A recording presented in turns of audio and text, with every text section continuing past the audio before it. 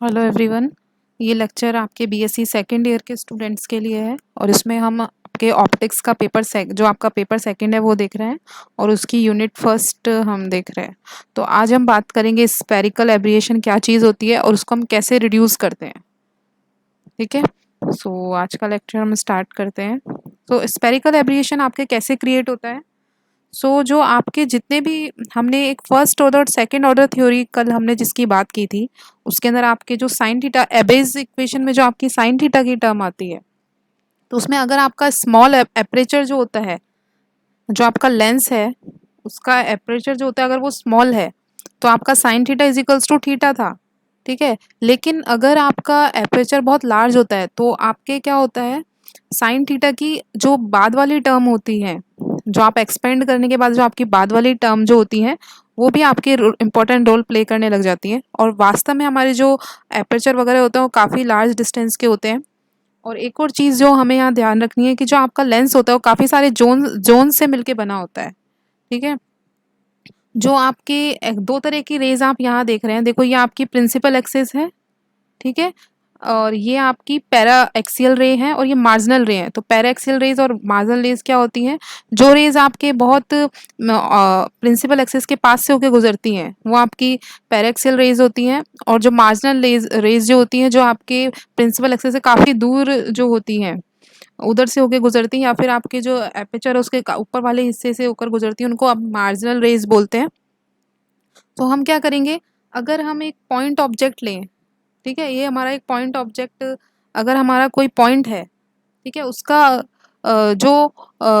जो हमारा इमेज बनेगा वो किस तरह से बनेगा। देखो पैरा एक्सेल रेज आपकी अ, देखो पैरा एक्सेल रेज के लिए आपका जो लेंस है वो अलग, उसके लिए थीटा की वैल्यू कम होगी और जो मार्जिनल रेज है उसके लिए थीटा की वैल्यू क्या होगी, ज़्यादा होगी। तो इसी वजह से आपके पैरा एक्सेल रेज और मार्जिनल रेज क्या होंगी, अलग अलग पॉइंट पे फोकस करेंगी।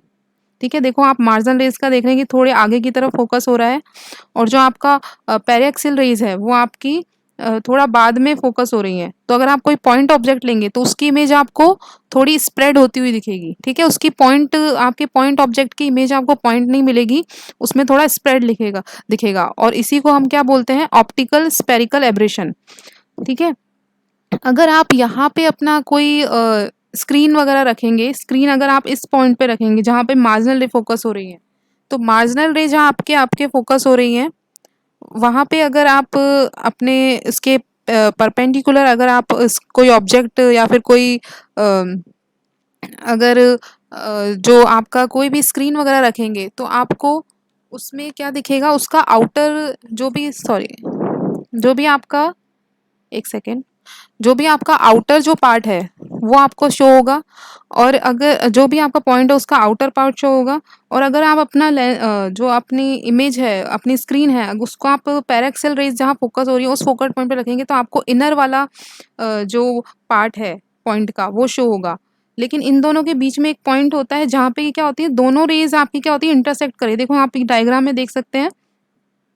तो यहाँ पे आपकी क्या होगी, पैराक्सियल रे, ठीक है, और आपकी जो मार्जिनल रे है वो सब इंटरसेक्ट कर रही हैं और एक सर्किल बना रही है। तो यहाँ आपकी इमेज रखने पे आपको एक सर्किल मिलेगा। ठीक है। इसको सर्किल ऑफ लीस्ट कंफ्यूजन बोलते हैं। ठीक है। आपका एक सर्किल फॉर्म होगा। ये देखो 3D आपकी 2D इमेज दिख रही है, लेकिन आपका जो 3D इमेज में आप देखेंगे तो आपको एक सर्किल फॉर्म होगा। तो इधर जो आपको, इसको सर्किल ऑफ लीस्ट कंफ्यूजिंग बोलते हैं। ठीक है। तो आपको एक पॉइंट की इमेज कैसी दिख रही है, सर्कुलर इमेज आपको दिखेगी। ठीक है। इसी को हम क्या बोलते हैं, स्पेरिकल एब्रेशन बोलते हैं, क्योंकि ये स्पेयर बन रहा है तो इसको क्या बोलेंगे, स्पेरिकल एब्रेशन। ठीक है। अगर हम देखेंगे कि इमेज आपकी स्पेरिकल एब्रेशन में कैसे दिखाई देती है, देखो आपके अगर कोई भी आपका एब्रेशन नहीं है, ठीक है, तो आपको एक पॉइंट की इमेज इस तरह से दिखेगी। लेकिन अगर आपका स्पेरिकल एब्रेशन है तो देखो आपको बीच में पॉइंट दिख रहा है और उसके चारों तरफ आपको ये इमेज फॉर्म हो रही है। ठीक है। तो आपकी इमेज थोड़ी ठीक से, इसी को आप क्या बोलते हैं, स्पेरिकल एब्रेशन, क्योंकि इसकी स्पेयर जैसी शेप है। ठीक है। 2D में है लेकिन आपके 3D में आपके ऐसे शेप मिलेगी। तो आपको जब भी इस तरह की इमेज दिखे तो वो किसके कारण आती है, स्पेरिकल एब्रेशन के कारण। तो स्पेरिकल एब्रेशन को आप, बहुत सारे मेथड हैं जिनके द्वारा आप रिड्यूस कर सकते हैं, तो उनमें से हम कुछ मेथड देखेंगे। तो रिडक्शन ऑफ स्पेरिकल एब्रेशन, तो किस तरह से हम स्पेरिकल एब्रेशन को रिड्यूस कर सकते हैं, उसको कम कर सकते हैं। तो वो हम देखेंगे। तो उसके लिए हमें 2 कंडीशन हम चाहते हैं। उसके लिए 2 आपको चीज़ें देखनी पड़ती है। तो एक आपका कॉन्वेक्स लेंस होना चाहिए स्मॉल एपर्चर का, उसके द्वारा मिनिमाइज़ करते हैं। और दूसरी चीज़ जो हमें ध्यान रखनी है, टोटल डेविएशन होता है, जो विक्षेपण होता है टोटल, वो अगर हम बहुत सारे लेंस यूज़ कर रहे हैं तो सब में इक्वली डिवाइड होना चाहिए, ठीक है? जो जितनी भी रिफ्रैक्शन जिस भी सरफेस से हो रहा है, अगर 2 सरफेस से हो रहा है तो 2 सरफेस से इक्वली डिवाइड होना चाहिए आपका रिफ्रैक्शन। और अगर 3-4 सरफेस या फिर उससे ज़्यादा सरफेस है तो सब पे इक्वली डिवाइड होना चाहिए जो टोटल डेविएशन आपका होगा। तो उस ये दोनों हम मेथड दोनों चीज़ों को ध्यान रखना है। और इसके द्वारा हम क्या करते हैं, आपका रिड्यूस करते हैं स्पेरिकल एब्रेशन को। तो नेक्स्ट हम देखते हैं। तो ये एक हमारा फर्स्ट मेथड जो है बाय यूजिंग स्टॉप्स। तो आपको पता है कि देखो मार्जिनल रेज अलग पॉइंट पे फोकस हो रही थी, ये आपकी मार्जिनल रेज है, ठीक है, ये इस पॉइंट पे फोकस हो रही है। और ये आपकी क्या है, ये आपकी पेरेक्सल रेज है, ठीक है, पेरेक्सल रेज है। तो आप देखो आपको रिड्यूस करने के लिए क्या करना है, देखो ये हमने क्या लगा दिया, स्टॉप लगा दिया, ठीक है। जो आपकी पेरेक्सल रेज है उसको क्या करेगा, ये रोक देगा। सिर्फ आपकी मार्जिनल रेज है उनको आप फोकस करेगा किस पे, एक पॉइंट पे, ठीक है। तो ये हमारे स्टॉप लगा दिया हमने। अब इसमें आप देखेंगे, सो इसमें आपकी पेरेक्सल रेज को रोक दिया। और ये डायग्राम शायद थोड़ा गलत है।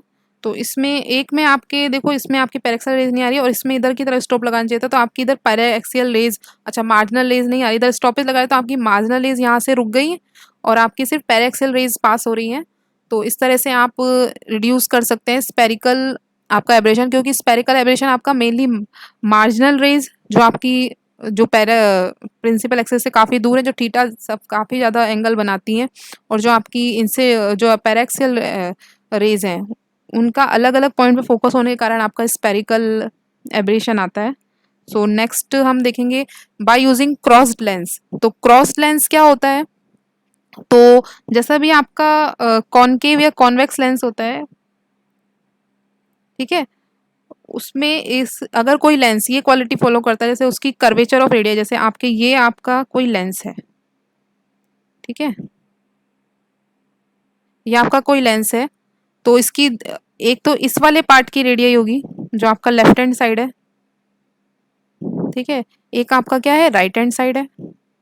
तो लेफ्ट हैंड साइड और राइट हैंड साइड की जो रेडियस है, ठीक है, ये आपके दो लेंस, दो आपके कर्व हैं और इनकी अलग अलग रेडियस होगी R1 और R2।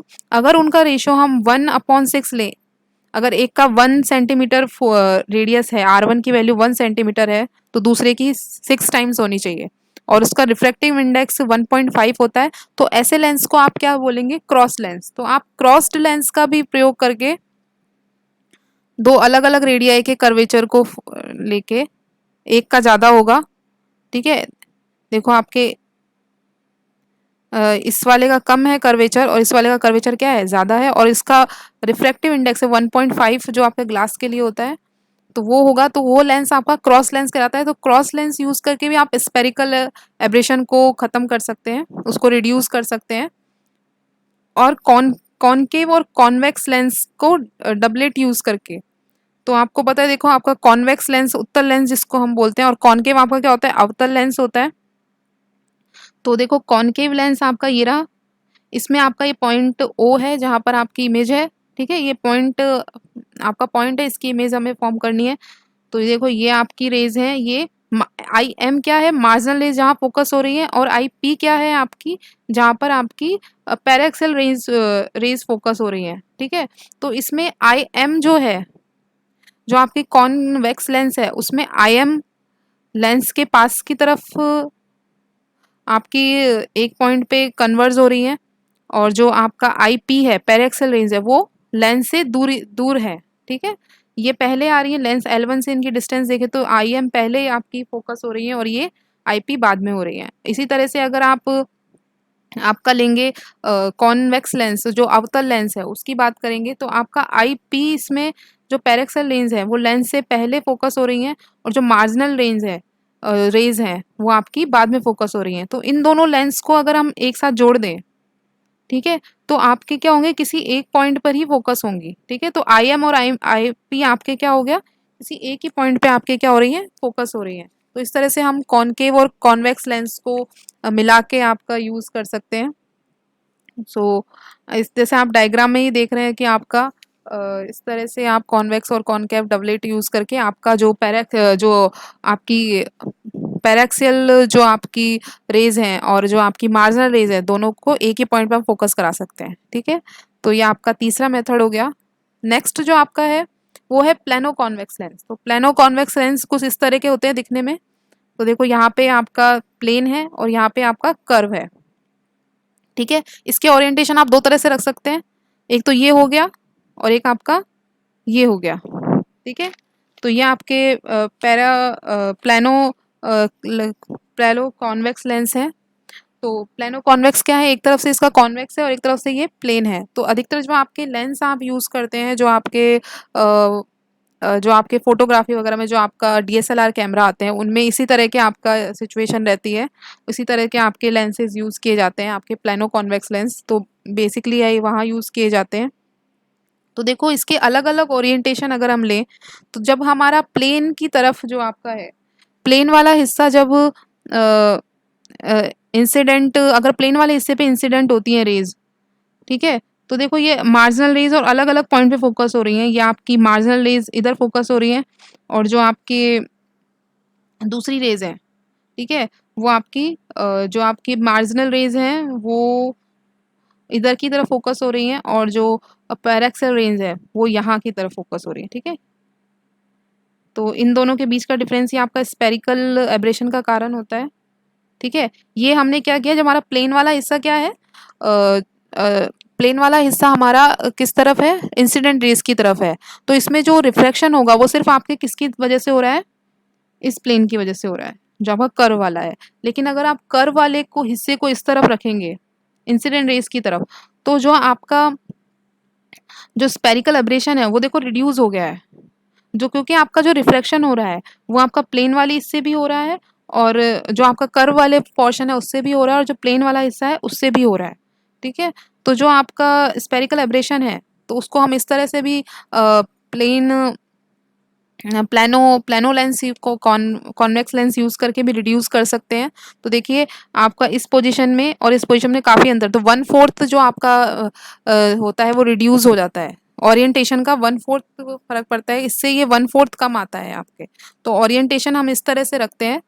ठीक है, तो इसमें हमारा स्पेरिकल स्पेरिकल एब्रेशन कम है और इस वाले ओरिएंटेशन में हमारा क्या है, ज़्यादा है। नेक्स्ट जो आपका आता है एप्लेनेटिक लेंस। तो एप्लेनेटिक लेंस की हमने पहले प्रीवियस लेक्चर्स में भी बात की थी। तो हमने एक कर्वेचर लिया था और एक आर अपॉन म्यू दूरी पे, आपको अगर याद होगा कि आर अपॉन म्यू दूरी पे हमने, म्यू आपका रिफ्लेक्टिव इंडेक्स था, आर आर आपकी कर्वेचर की रेडियस थी और ये किसी आर म्यू डिस्टेंस पे, आर अपॉन म्यू डिस्टेंस पे रखा था और इसका हमारा म्यू आर बना था। ठीक है, और ये आपका एप्लेनेटिक था क्योंकि ये आपकी थीटा वन की इसमें कोई टर्म नहीं थी थीटा की। तो देखो आपकी थीटा की टर्म नहीं है तो आपके जो स्पेरिकल एब्रेशन है तो उसको आप एप्लेनेटिक लेंस का यूज़ करके भी आप क्या कर सकते हैं, उसको रिड्यूस कर सकते हैं। अब क्या करना है, छठा जो मेथड मेथड है आपका, दो कॉन्वेक्स लेंस को किसी डी डिस्टेंस पे आपको रखना है और उस हिसाब से हम देखेंगे किस तरह से आपके इनसे आप रिड्यूस कर सकते हैं। तो देखो जैसा कि हमने जो पॉइंट देखा था कि जो टोटल डेविएशन है और वो इक्वली डिवाइड होना चाहिए दोनों में। ठीक है, तो लेंस वन के कारण जो डेविएशन है वो डेल्टा वन है और जो लेंस टू के कारण जो डेविएशन आ रहा है, जो आपकी किरण में रिफ्लेक्शन में तो डेविएट हो रही है, जो उसका अपने पथ से विचलित हो रही है, विचलन जो आ रहा है वो डेल्टा वन है और एल टू के कारण क्या है, डेल्टा टू है। और अभी आपको मैं बता देती हूँ, हम इन दो त्रिभुज की बात करेंगे, L1 O1 F1 की और CO2 F2 की। ठीक है, सो डेल्टा वन और डेल्टा टू आपका आ गया। तो मिनिमम स्पेरिकल एब्रेशन के लिए आपको क्या करना है, जो दोनों के द्वारा प्रोड्यूस होता है वो क्या होना चाहिए, इक्वल होना चाहिए। जैसे हमने पहले बात की थी कि कॉन्वेक्स लेंस यूज़ करना चाहिए, मिनिमम एपरेचर उसका कम होना चाहिए। ठीक है, और आपके क्या होना चाहिए, इक्वली डिवाइड होना चाहिए जो आपका डेविएशन जो प्रोड्यूस है L1 और L2, जो भी आप जितने भी आपके रिफ्रैक्टिव जो आपके सरफेस हैं उनसे। तो del one is equals to क्या है, डेल टू, इस पर वैल्यू रख देंगे, F1 ये आपके आ गया। अब हम दो ट्राइंगल आपके लेंगे, दो त्रिभुज हमने बात की है और वही जो सेम आप लगाते हैं, इनकी भुजाओं का जो अनुपात है वो इक्वल होता है। तो B01 और BC02, तो ये BO1 और CO2 इनकी वैल्यू आपको पता ही है। O F2 O1 F2 की वैल्यू आपको पता है, ये F2 हो जाएगी, ये फोकल लेंथ है, ठीक है। और ये O1 O2 आपकी D डिस्टेंस है, और इसमें आप देख लेंगे O2 F2 की वैल्यू F1 है। तो इनको पुट कर देंगे सिंपली, तो ये आपकी F1 माइनस डी, अगर F1 की फॉर्म में लिखेंगे तो O2 F2 की वैल्यू, F1 की वैल्यू आपकी क्या आ रही है, एक में सेकेंड, O2 F1 की आपकी वैल्यू आएगी फोकस माइनस डिस्टेंस, एक सेकेंड, ठीक है। सो इसकी वैल्यू हमने पुट कर दी। इधर से हम रेशो F1, इधर से हम D की वैल्यू निकालेंगे कि हमें को किस डिस्टेंस पे उसको रखना चाहिए। तो F1 माइनस हमारा F2 होगा। तो D देखो, क्योंकि आपका नेगेटिव नहीं हो सकता है, तो आपकी F1 जो फोकल लेंथ है फर्स्ट लेंस की, वो हमेशा ज़्यादा होगी किससे, सेकंड वाले से, ठीक है। दो उत्तल लेंस आपने यूज़ किए हैं, उनके डिस्टेंस जो कितनी डिस्टेंस पे रखना चाहिए, उनके फोकल लेंथ के डिफरेंस के बराबर हमें डिस्टेंस पे उनको रखना चाहिए। तो हमारा स्पेरिकल एब्रेशन क्या हो जाएगा, मिनिमम हो जाएगा। तो इस तरह से देखो, आपके हमने छः मेथड देखे हैं जिनके द्वारा आप आपका स्पेरिकल एब्रेशन आपका रिड्यूस कर सकते हैं। सो आज का हमारा जो क्वेश्चन है वो है, व्हाट इज़ स्पेरिकल एब्रेशन, आपका स्पेरिकल एब्रेशन क्या होता है, और उसके रिडक्शन के जो मेथड है वो आपको डिस्कस करने हैं। सो आज के लेक्चर में हम इतना ही पढ़ेंगे। Thank you.